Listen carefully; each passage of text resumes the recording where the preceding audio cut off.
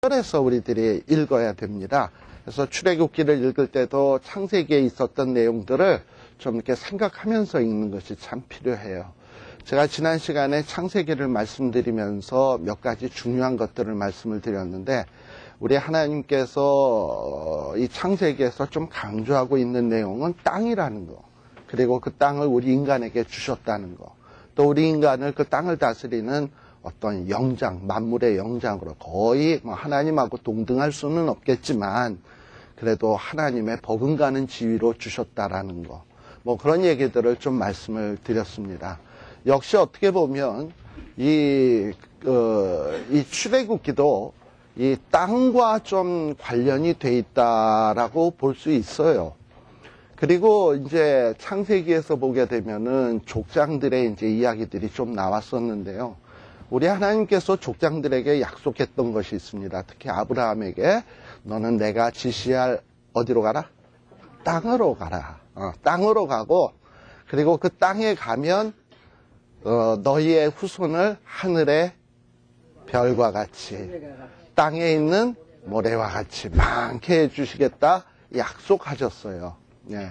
그리고 또 하나 아브라함에게 항상 함께 약속하신 것 중에 하나는 함께 하시겠다는 거예요. 그래서 땅과 후손의 약속과 함께 하시겠다라는 것을 우리 하나님께서 족장들에게 주신 아주 중요한 약속 가운데 하나입니다. 근데 이거는 족장들에게만 주신 약속이 아니고 그 족장들의 그 후손들 있잖아요. 이스라엘 백성들, 하나님의 백성들에게 주신 약속이라고 보면 돼요. 그런데 우리 하나님께서 이제 이 약속을 주시기 위해서 창세기에서도 여러 가지 모양으로 간섭하는 것이 나타납니다. 그 중에 하나가 뭐냐 하면 창세기에 보면 좀 중복된 듯한 사건이 몇 가지가 있어요.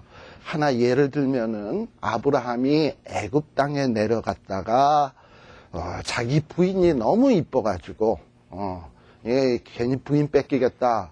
그리고 부인 뺏기는 정도로 끝나는 게 아니라 나까지 죽겠다 생각을 해가지고 나라도 살려면은 부인을 부인이라고 하지 말고 누이라고 해야 되겠다 했던 걸 여러분들이 잘 기억하실 거예요. 근데 아브라함 이야기에 그런 사건이 2번 나옵니다. 창세기에 보면 2번 나오고 또 누구에게도 또 나오냐면 이삭에게도 또 나옵니다. 그래서 창세기에 총 3번의 비슷한 사건이 나오는데요. 이 사건이 그냥 단순하게 창세기에 그냥 기록돼서 아브라함에게 이런 일이 있었다, 이삭에게 이런 일이 있었다라는 것을 설명하고자 함이 아니고, 지금 창세기 누가 읽는다고요? 가나안 땅에 들어가려고 하는 사람들이 읽잖아요. 네, 보세요. 아브라함이 애굽 땅에 내려갔습니다. 지금 출애굽기는 어떻게 시작합니까? 이스라엘 백성들이 애굽 땅에 있습니다. 이제 애굽 땅에서 나오는 중이에요. 네. 그리고 이제 어디로 들어가야 되냐면 가나안 땅으로 가야 되는 거예요. 근데요, 아브라함이 애굽 땅에 들어가서 위기를 만났습니다. 부인 뺏길 뻔하는 위기를 만났는데 우리 하나님이 어떻게 하셨죠?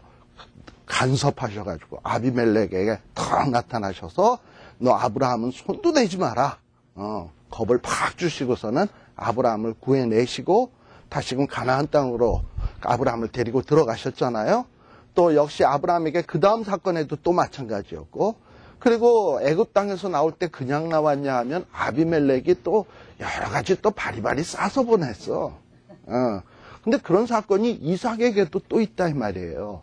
그런데 이것이 가나안 땅 지금 애굽 땅에 있는 사람들, 그리고 출애굽한 사람들이 가만 창세기의 내용을 보니까 봐라. 아브라함이 애굽 땅에 내려갔는데 하나님이 큰 능력으로 역사하셔서 구원해내지 않았느냐. 그리고 마침내 가나안 땅으로 인도하지 않았느냐. 그리고 그것이 아브라함에게 2번이나 있었다, 그게. 또 누구에게도 있었냐면 이삭에게도 있었다. 그렇다면 하나님께서 아브라함과 이삭에게 약속하시기를 땅 주시겠다고 했고 자손 번성하겠다고 했고 함께 하시겠다고 약속을 하셨는데, 지금 우리들이 출애굽을 해서 광야에 이 박한 땅에 있지만 우리는 결코 멸망하거나 여기서 멸절되지 않는다. 애굽에서 하나님이 함께 하셨던 것처럼 이 광야에서도 함께 하실 거고, 마침내 우리를 가나안 땅으로 하나님이 아브라함에게 약속하셨던 그 땅으로 인도하실 것이다. 그걸 어떻게 우리가 확실히 알 수 있느냐? 창세기에 보면 3번이나 그런 사건이 반복되지 않느냐. 이스라엘 사람들은요, 이렇게 강조용법이 발전하지 않아가지고, 우리말은 매우, 무진장, 아주, 이런 말이 많잖아요. 그런데 이스라엘 사람들에겐 그런 말이 많지가 않아. 그래가지고 확실하게 얘기하려면 자꾸 반복을 합니다. 그러니까 아브라함에게 2번 반복했고 이삭에게 1번 했다라는 것은 내가 반드시 조상들에게 보여준 바와 같이 너희를 반드시 애굽 땅에 들어가서 위기에 처한다 할지라도 끄집어낼 거고, 그리고 반드시 가나안 땅으로 인도할 거다라는 것을 확신을 주는 거예요. 그러니까 창세기를 보는 이스라엘 백성들은 우리를 출애굽시킬 뿐만 아니라 가나안 땅으로 인도하시겠구나라는 것을 확실히 알 수 있는 거예요. 그래서 창세기와 출애굽기는 어렴풋이 연결이 되죠. 그리고 이제 출애굽기 1장에 보게 되면은 1장의 첫 초두가 어떻게 시작을 하느냐 하면 같이 한번 보십시다.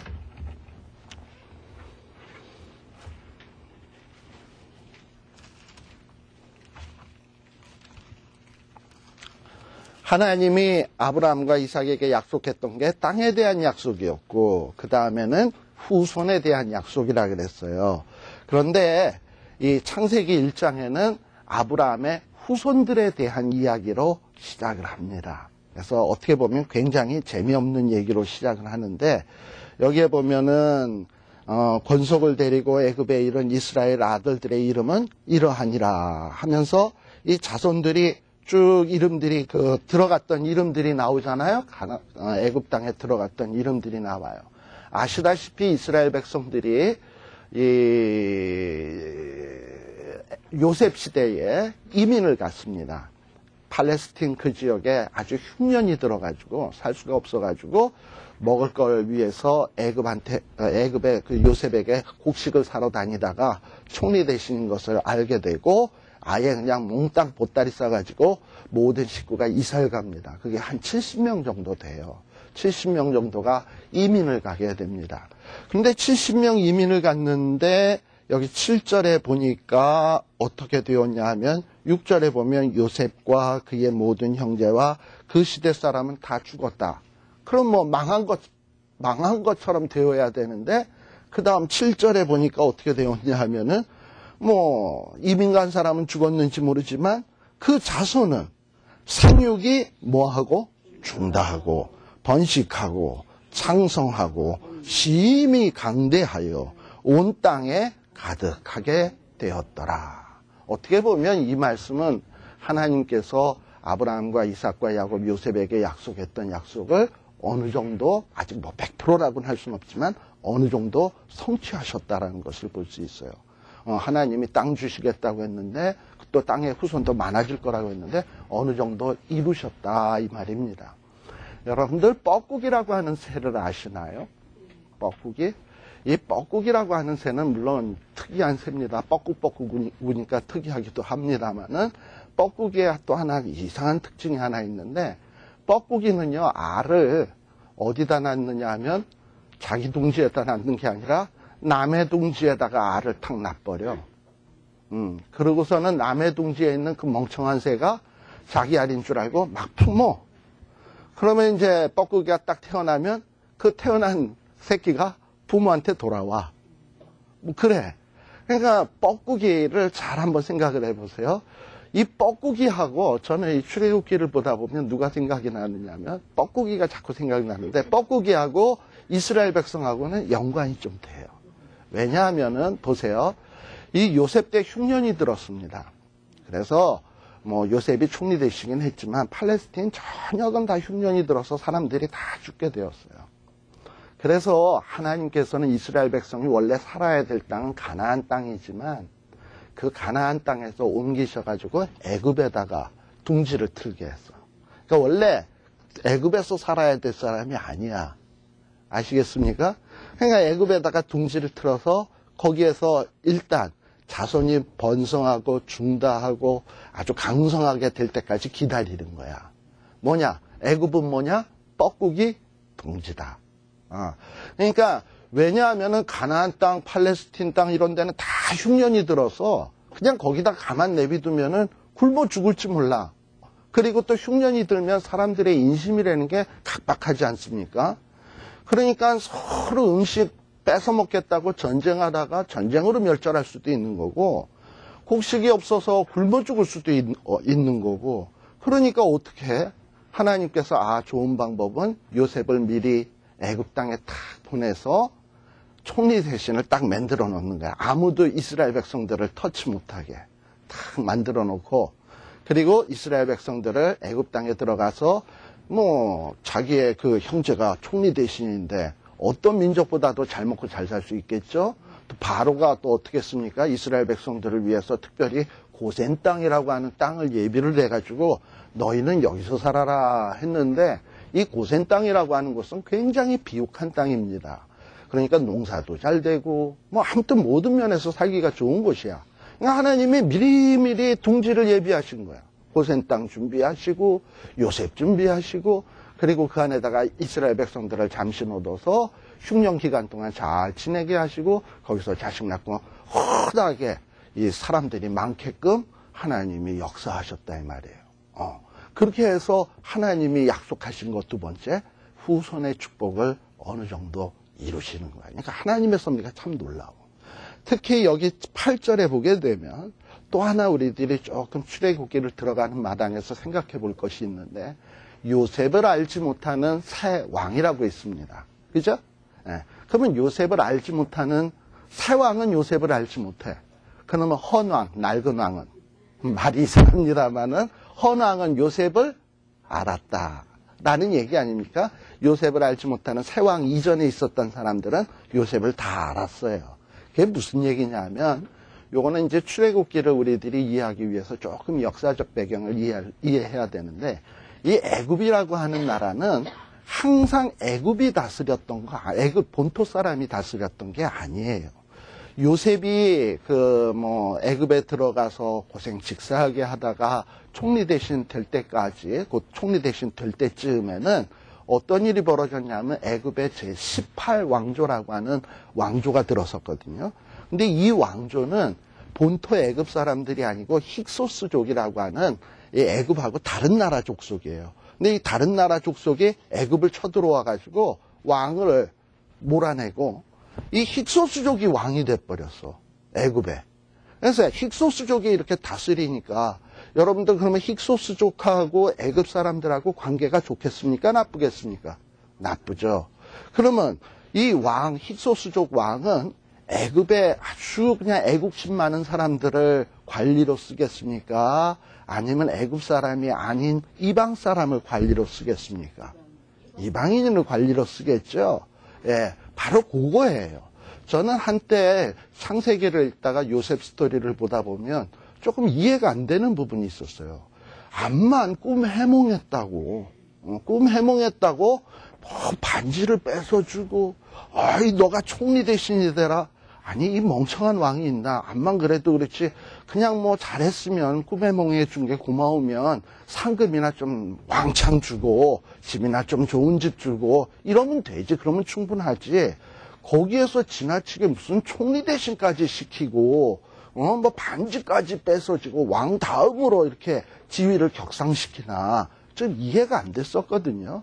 그런데 성경을 자세히 보고 역사를 공부하다 보니까 애굽 왕이 애굽 본토, 애국심 많은 사람을 자기 측근에다 두게 되면 이 친구들이 언제 혁명을 일으킬지 모르거든.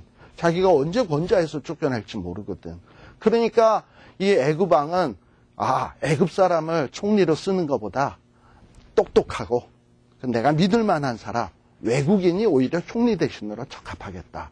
그런데 요셉이 딱 꿈의 해몽을 한 거야.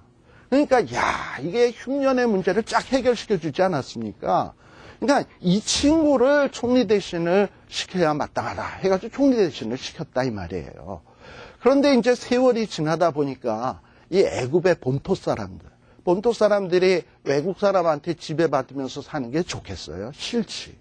그러니까 한 400년쯤 지난 다음에 이 애굽의 본토 사람들이 자꾸 그 독립운동 하다가 아하모세라고 하는 이 왕이, 아하스모세라고 하는 애굽의 본토 사람이 세력을 규합해가지고 힉소스족을 내쫓았어. 독립을 이루었단 말이죠. 자, 그러면 힉소스족을 내쫓고 하면은 이 독립을 잃은 이 애굽 본토 사람들 입장에서 보면 제일 꼴보기 싫은 사람들이 누굴까? 첫 번째는 힉소스족일 거고, 그 다음에 힉소스족 밑에서 관리해먹고 총리해먹고 장관해먹고 했던 친구들, 또 그 덕분에 잘 살았던 친구들, 꼴보기 싫겠죠. 이것들도 다 몰아내야 되겠다라는 마음 안 들겠습니까? 바로 그 지금 8절에 나오는 요셉을 알지 못하는 새 왕이 되는 게 뭐냐면 힉소스족을 몰아내고 이제는 애굽 본토 사람이 왕이 된 거야. 새로운 왕조가 시작이 된 거예요. 그러니까 이 새로운 왕조가 시작이 되었으니까 이 왕조 입장에서는 요셉도 꼴보기 싫고 요셉의 동족인 이스라엘 사람도 꼴보기 싫고, 그래서 이 새 왕이 일어나 가지고 이스라엘 백성들을 이제 애굽을 다스리면서 이스라엘 백성들을 핍박하기 시작을 하는 겁니다. 그래서 이 이스라엘 백성들에게 이제 이 이스라엘 백성들이 막 허다하고 수가 많아지고 이러니까 야, 이 수많은 이스라엘 백성들을 노예로 부려먹어야 되겠다. 그래가지고 비돔성 또 람세스라고 하는 성을 지을 때 이 이스라엘 백성들을 동원을 해가지고 성 쌓고 궁궐 쌓고 하는데 부려먹기 시작을 하는 거예요. 아니, 좀 부려먹으면 인구가 좀 줄을 줄 알았더니 이건 뭐 안 그래. 계속 더 불어나는 거야. 이거 어떻게 하면 좋을까? 이래가지고 그 다음에 더 괴롭히자. 지푸라기를 주지 말고 지푸라기를 주지 말고 고생시키면 뭐 이스라엘 남자들이 맨날 밤새도록 노동하다가 그냥 파김치가 집에 들어가면 뭐 밤에 그냥 주무시기 바쁘지. 그러니 애를 낳겠습니까? 못 낳지. 이렇게 될 거라고 생각을 한 거지. 그래서 막 그냥 남자들을 혹사시킨 거야. 그런데도 하나님이 축복해 주셔서 계속 수가 많아져. 그러다 보니 이거 어떻게 하면 좋을까 해가지고 이제부터는 애굽에 남자애를 태어나면 산파들을 동원해서 죽이는 일을 해야 되겠다. 그래서 하수에다 던지거나 죽이거나 하는 이런 일들이 벌어지게 되는 거예요. 그러니 이런 일들을 가만 보게 되면 무슨 생각이 드느냐 하면은 말입니다. 하나님께서는 자기의 약속을 지키기 위해서 때로는 세상의 정치, 역사, 왕들까지 사용하셔. 그렇잖아요? 힉소스족이 애굽에 들어와서 애굽 족속을 몰아내고 왕이 되게 한 것은 힉소스족을 위한 걸까? 아니면 이스라엘 백성들이 번성하도록 하게 하기 위한 하나님의 섭리일까요? 그렇죠? 그러니까 세상 시각에서 보면 힉소스족이 욕심이 많아서 애굽을 몰아내고 지들이 왕됐다. 이 정도밖에 이해를 못할 거야.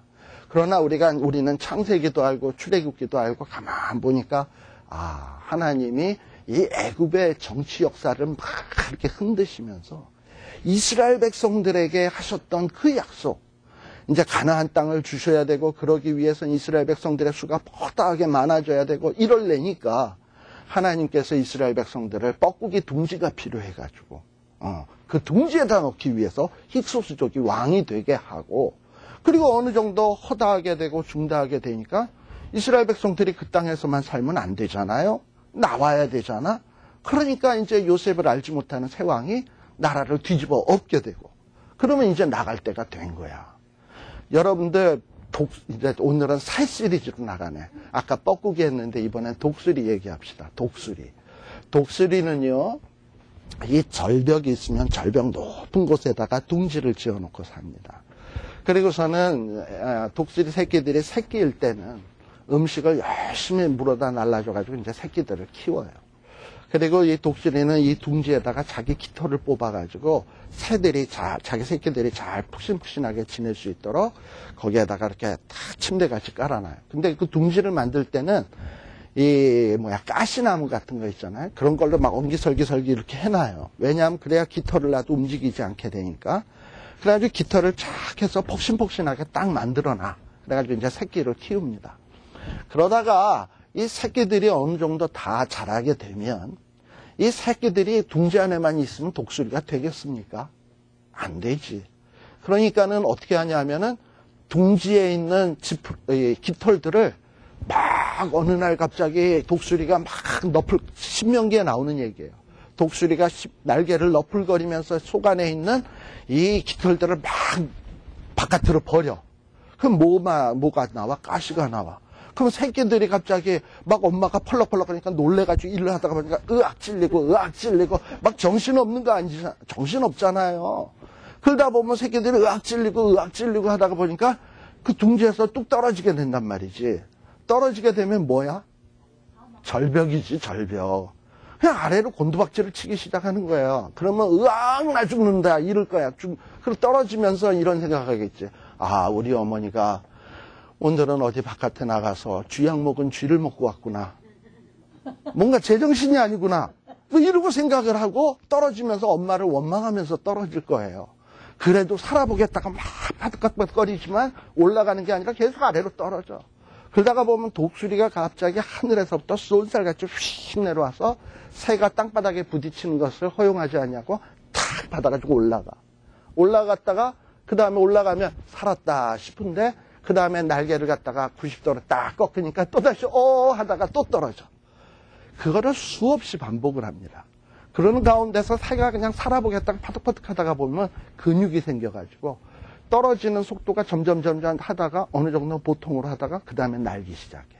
독수리가 자기 새끼들을 그렇게 훈련시킵니다.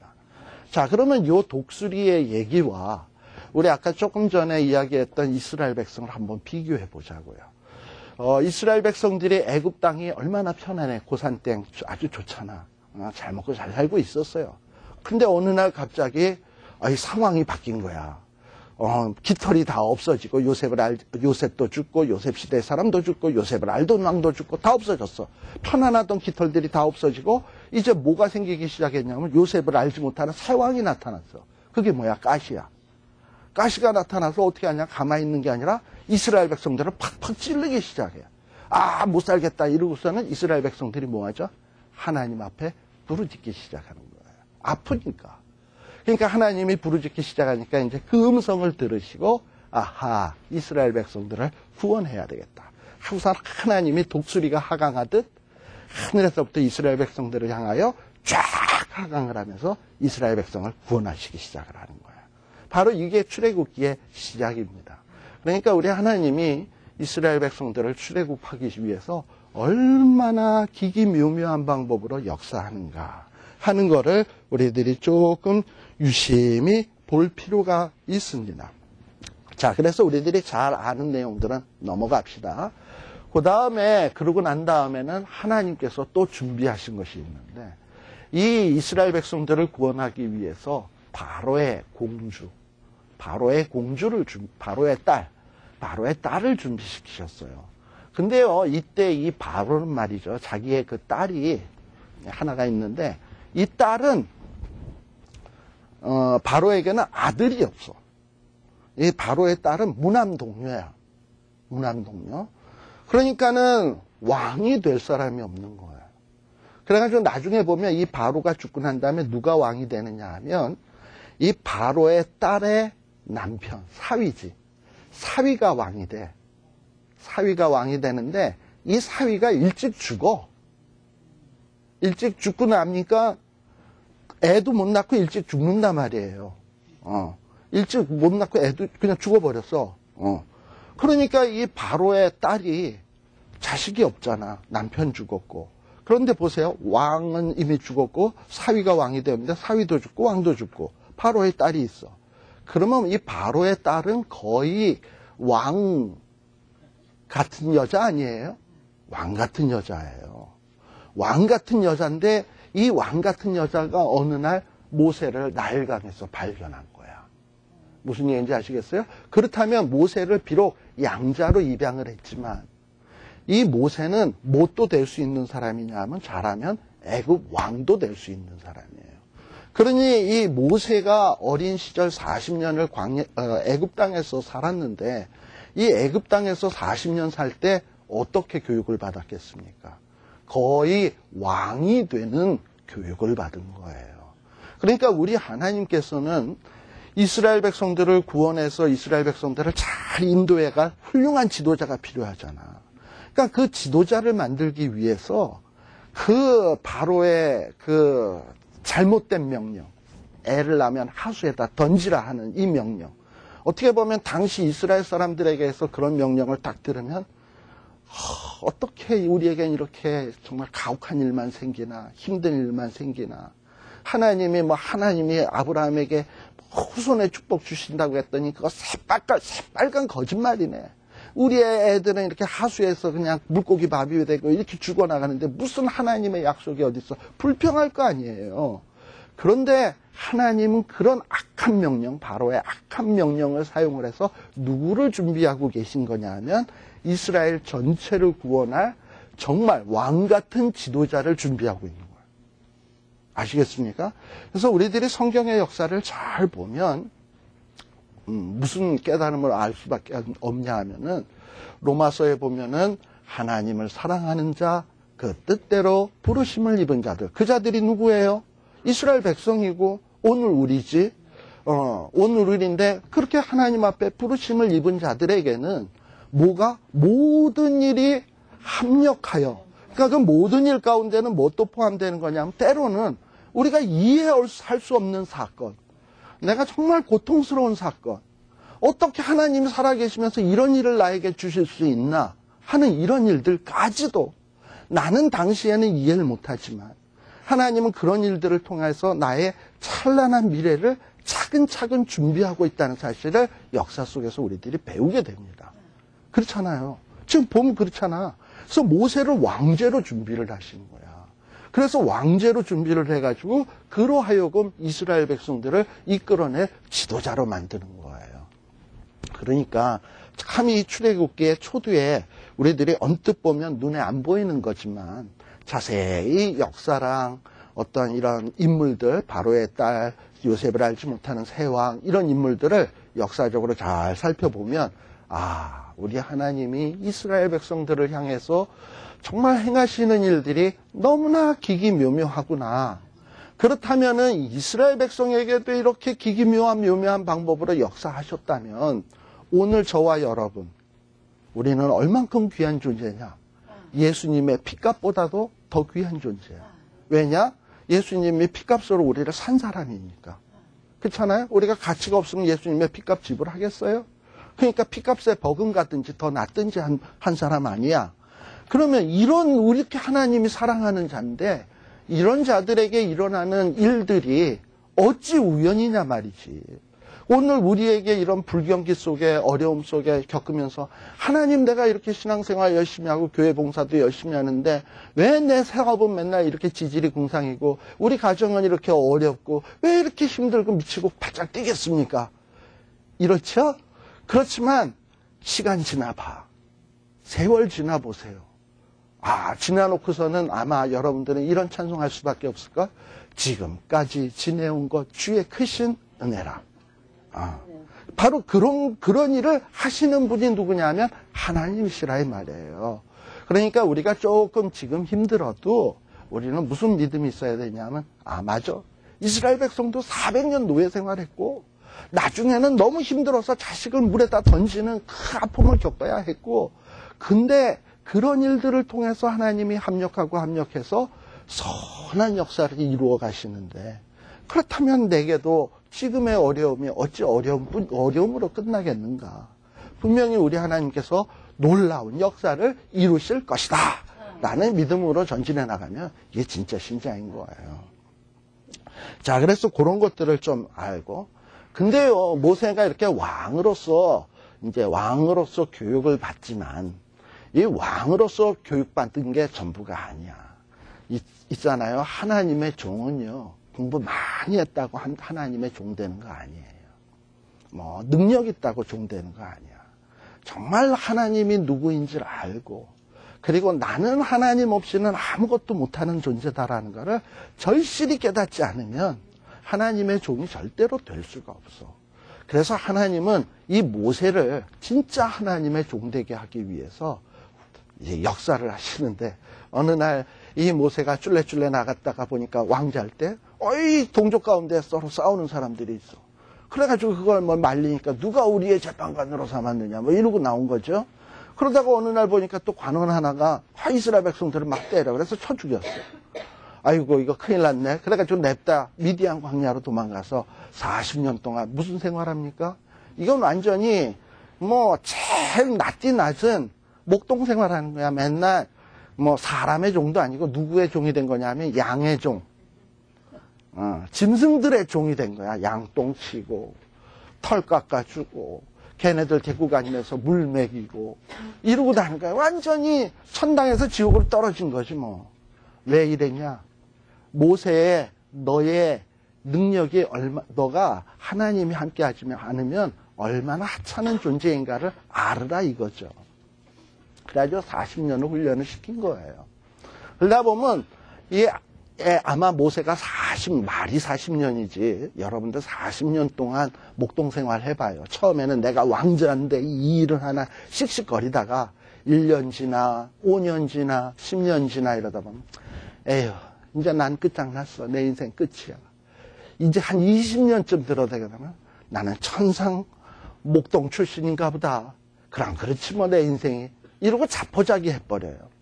그래서 자포자기하고 자기는 이제 일평생 목동으로 살 걸로 이제 기정사실화하고 있는 어느 날 양떼를 데리고서는 어디로 이렇게 다 가고 있는데 호렙산 근처를 가게 되었네.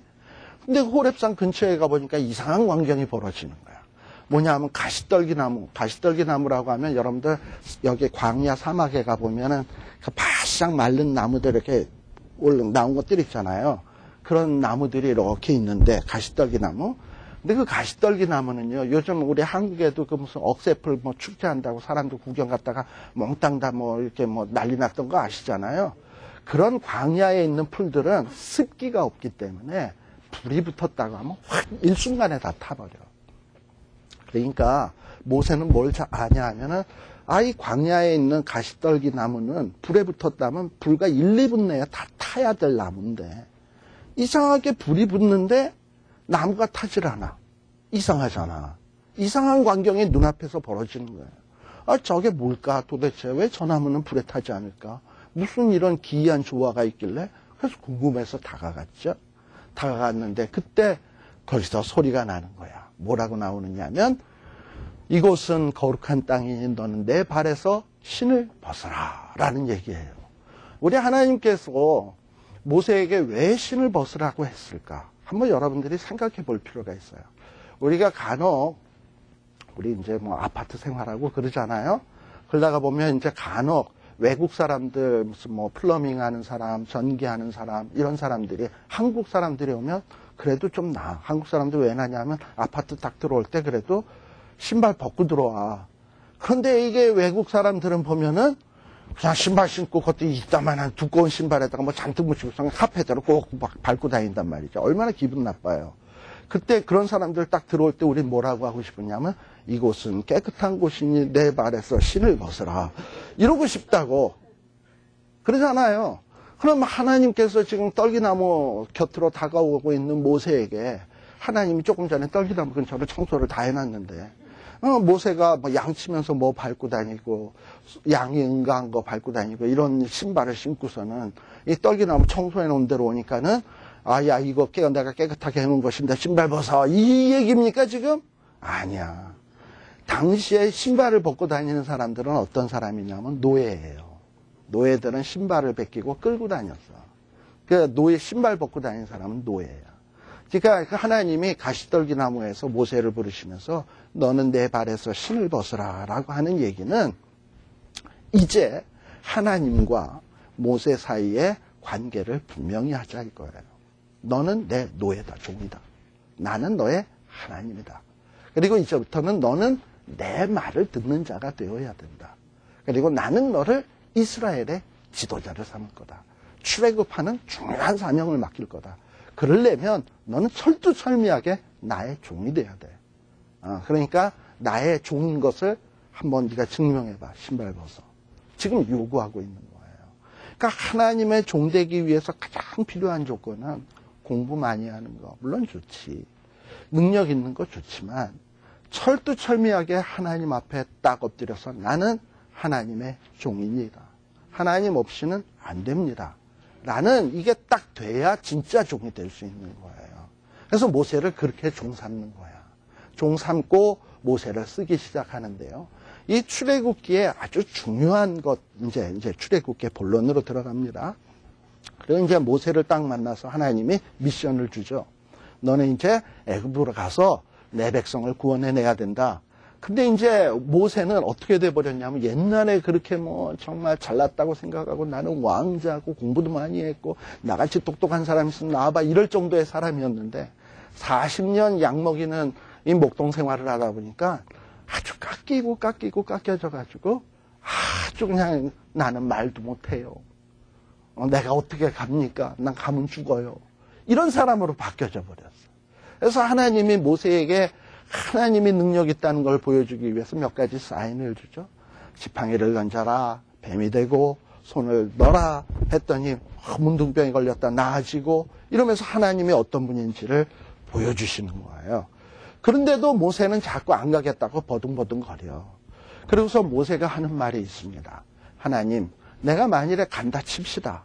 갔을 때 이스라엘 백성들이 애굽에 있는 이스라엘 백성들이 이 모세 자기를 보고서 너 누가 보내서 왔는데 우리를 구원한다 만다 이러느냐 하면 내가 그때 그 사람들한테 뭐라고 얘기를 해야 될까요? 하고 물어봐요.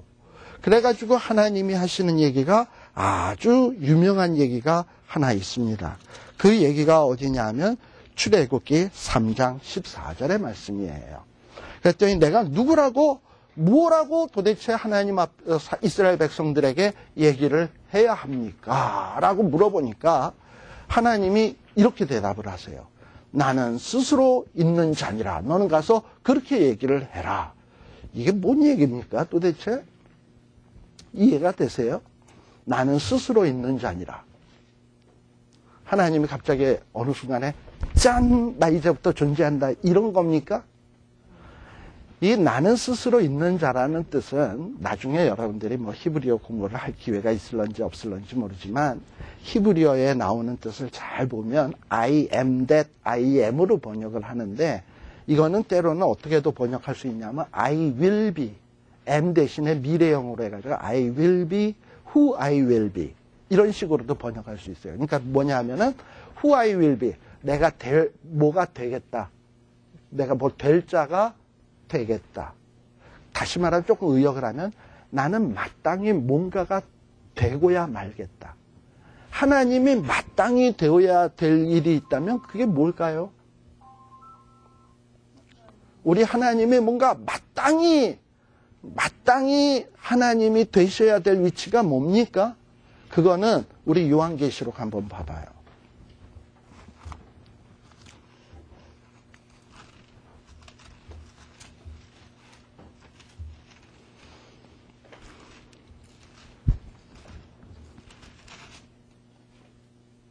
자, 요한계시록 5장 한번 봅시다. 예. 5장 11절에서 12절을 한번 봅시다. 우리 하나님은 뭐가 되어야 마땅하신 분이냐 하면은, 자, 거기에 보면 나중에 이제 천상에서 벌어질 광경이 요한에게 반모섬에서 보여지고 있습니다. 11절에 보니까 갑자기 이렇게 딱 요한이 보니까 보좌와 생물들과 장로들이 쫙 둘러선 가운데 천사들의 음성이 들리는데 천사가 자그만치 몇 명이냐? 만만이요 천천의 천사들이 쫙 그 광경이 감이 오세요? 얼마나 많은 자들이 그 거룩한 천사들이 쫙 서서 그 다음에 이제 외치는 큰 음성으로 외치기 시작을 하는데 죽임을 당하신 어린 양의 능력과 부와 지혜와 힘과 존귀와 영광과 찬송을 받으시게 뭐하다? 그러니까 하나님은 뭐가 돼야 마땅하시냐 하면은 찬송과 영광과 존귀를 받으시기에 마땅하신 분이야. 그러니까 하나님은 지금 모세를 통해서 하시는 말씀이 뭐냐 하면 너 누가 보내서 왔냐? 그럼 모세는 가서 이렇게 얘기하는 거야. 나는 아직은 잘 모르는데 우리 하나님이 생각하시기를 너희들의 마음으로 하여금 진짜로 진심에서 우러나와서 하나님 앞에 찬송과 존귀와 영광을 받으시기에 마땅한 분이 되시고자 하는 바로 그분이야. 그분이 보내서 왔어. 그러니 너희들이 그분의 인도하심을 따라가면 어느 순간인가 정말 하나님 앞에 진심 어린 찬송과 영광과 찬양을 돌릴 수밖에 없을 거야. 그러니 나와 함께 가자. 모세가 이렇게 해서 그 하나님이 보내서 왔다고 이스라엘 백성들에게 전하고 이스라엘 백성들을 데리고 나아가게 되는 겁니다. 그러니까 여기에 보면 지금 하나님이 나는 스스로 있는 자니라 하는 얘기는 뭐냐면 이제 하나님께서 이스라엘 백성들에게 어떤 일을 행하실 것인가 하는 것이 암시적으로 표현되어 있는 거예요. 그러니까 하나님이 이스라엘 백성들에게 찬송과 영광과 존귀를 받으시기 위해서 이스라엘 백성들에게 무슨 일을 할 것인가 우리로 하여금 기대하게 만든다고. 그래서 지금 모세가 이제 애굽 땅에 가죠. 애굽 땅에 가서 이제 뭐 합니까? 바로를 혼내키기 시작하잖아. 그래서 바로를 혼내키는데 첫 번째 재앙, 두 번째 재앙. 이거는 그럭저럭 애굽에 있는 뭐 마술사들이나 술객이나 이런 사람들도 대충 다 따라했어. 그러니까 아마 첫 번째 재앙이나 두 번째 재앙쯤 하면 그까짓 거 우리도 하는데 뭐 이러잖아요. 그러나 게임이 안 되지. 사실 뱀 던졌을 때만 하더라도 뱀을 던진 게 아니지. 지팡이를 던지니까 뱀이 되니까 수사들 그거 우리도 한다 이러고서 탁 던졌는데 뱀이 됐잖아요. 그런데 어떻게 됐습니까? 모세의 뱀이 다 잡아먹었잖아. 그 얘기는 뭐냐? 니들하고 하나님하고 게임이 안 돼. 이거 지금 보여주는 거예요. 그 다음에 나일강이 피가 됐잖아. 애굽의 모든 물들이 피가 됐잖아. 특히 애굽 사람들에게 있어서 나일강이라고 하는 것은 그들의 생명의 젖줄이거든요. 그래서 나일강의 그 물을 마치 신성시했다고. 우리에게 생명을 주는 어떤 아주 성스러운 강으로. 그런데 모세가 가서 지팡이 한번 대니까 피 돼버려. 그 성스러운 강이. 자기네들이 신으로 숭배하는 강이. 자기네들에게 생명을 준다고 한 강이 피가 됐다고. 그러니까 생명은 누가 주는 거야? 나일강이 주는 게 아니라 하나님이라는 거 보여주는 거예요. 그 다음에 개구리, 이, 파리, 악질, 독점 이제 연차적으로 재앙들이 발생되기 시작을 하는데 그 다음에 나오는 재앙이 뭐였냐면 개구리거든. 개구리는 특히 이 애굽 사람들에게 있어서 신성시되던 생물입니다. 특히 여자들에게. 특히 여러분들 여름철에 나가보면은 논대에 나가보면 논밭에서 개구리 소리 얼마나 많이 들립니까? 그래서 아마 이 애굽 사람들은 특히 애굽의 여인네들은 야 개구리는 새끼를 엄청 많이 낳나 보다 이런 생각이 들었던 것 같아요. 그렇다면 개구리 형상을 말아먹고 비르면 나도 저 개구리처럼 새끼를 많이 낳을 수 있지 않을까 해가지고 개구리 형상을 놓고 빌었어요. 그랬는데 그러니까 개구리를 신성시처럼 여기고 개구리를 굉장히 귀하게 여겼는데 어느 날 모세가 딱 하니까는 개구리가 행복을 가져다 주기는커녕 잠잘라고 이불 속에 있으니까 뭔가 시원한 게 그냥 아랫도리로 스물스물 올라오는데 보니까 개굴하고 튀고 찬장을 열어도 개굴, 냉장고를 열어도 개굴이야. 이게 뭐 복스러운 존재냐고. 그래가지고 이 개구리가 애물스러운 존재가 된 거예요. 그러니까 하나님은 뭘 보여주는 거냐면 봐라. 애국 사람들이 섬기는 신이라는 건 아무것도 아니다. 그래가지고 개구리. 그 다음에 이 파리, 악질, 독종을 통해서 하나님의 위대한 능력을 보여주는 거예요. 특히 여러분들 그 흑암이 되는 것. 흑암이 되는 것은 애굽에 있어서 바로라고 하는 이름은 뭐냐면 태양의 아들이라는 뜻이에요. 그러니까 이 애굽 사람들에게 있어서 이 태양이라고 하는 존재는 신성시되던 존재입니다. 그런데 하나님께서 손 한번 까딱 하시니까 태양이 깜깜해졌네. 그러니까 뭐예요? 이 애굽 사람들이 섬기는 신은 아무것도 아니라는 거예요. 그러니까 그런 일들이 턱턱 생길 때마다 이스라엘 백성들은 어떻게 하나님의 뭐 되시겠다 그랬죠? 찬송과 영광과 존귀를 받으시게 합당한 분이 되겠다 그랬잖아요. 그런데 하나님이 보니까는 이런 일련의 재앙들이 딱 벌어질 때마다 우리 하나님이 이전에 몰랐는데 대단한 분이네. 찬양을 돌릴지어다. 이러면서 이스라엘 백성들은 막 변화되기 시작을 하는데 바로의 마음은 하나님이 일부러 그 마음을 강팍해 해가지고 한두 개만 보여줬으면 안 돼. 하나님이 최소한 10개를 보여줘야 되기 때문에 계속 강팍하게 해가지고 이스라엘 백성들로 하여금 하나님의 능력을 배우게 하는 거예요. 그러니까 바로는 참 악역으로 쓰임을 받고 있지. 그러면서 이 흑암이 되는 걸 통해서 하나님만이 참 신이구나. 근데 그게 끝인 줄 알았더니 어느 날 집안에다가 뭐 양을 잡아서 피발을 하네. 그리고서는 그 다음날 자고 일어나 보니까는 애굽에 있는 장자들이 줄초상났어. 아하, 생명을 주관하시는 분은 하나님이구나. 드디어 바로가 항복을 하고 이스라엘 백성들을 내보내게 되었어요. 이때 이스라엘 백성들이 가졌던 감격은 어떨까요? 여러분 같으면 으악, 진짜 하나님이 참신이다, 이런 생각 딱 들었겠죠. 그런데요, 그것도 잠시 이제 출애굽을 해가지고 쫙 해서 행군을 해서 나갔는데 어디에 도착을 했냐? 홍해 앞에 도착을 했어. 홍해의 물이 넘실넘실거리면서 흐르고 있고, 그런데 이 바로의 마음이 싹 변해서 야, 얘네들 내보내면 이 비동가라 암셋은 누가 짓냐, 다시 데리고 와야 되겠다. 그래서 병거를 몰고 쫓아오기 시작한 거야. 이스라엘 백성들이 하나님이 참신인 줄 알았는데 딱 보니까 앞에는 홍해가 있고 뒤에는 바로의 군대가 쫓아오고, 야, 이거 큰일 났구나. 괜히 모세 때문에 쫓아나왔다가 가만히 있을 땐 죽지는 않지. 이거 괜히 애굽 배반하고 도망친 신세가 되어가지고 이제 애굽 사람한테 다 죽게 되었다 하고서는 막 모세를 향하여 불평하기 시작을 했어요. 그랬더니 하나님께서 모세가 하나님 앞에 기도하죠. 했더니 하나님의 미션을 딱 주면서 넌 홍해를 향해서 지팡이를 내밀라, 이러고 얘기를 했어요. 그래서 이제 모세가 어떻게 하냐, 지팡이를 탁 내밀면서 하는 얘기가 너희는 가만히 있어 여호와의 구원을 보라 하고서 쫙 내미니까 홍해가 쫙 갈라진 거야. 그리고 이스라엘 백성들이 그 갈라진 홍해로 그냥 와장창 건너기 시작을 했어요. 그랬더니 또 바로 군대가 또 쫓아오네. 바다 한가운데 들어왔네. 그랬더니 하나님이 물들아 다시 덮쳐라 해가지고 몽땅 다 물에 수장되고 말았어요. 그리고선 나오는 장면이 어디냐면 출애굽기 15장입니다. 빨리 갔죠? 출애굽기 15장에 가시게 되면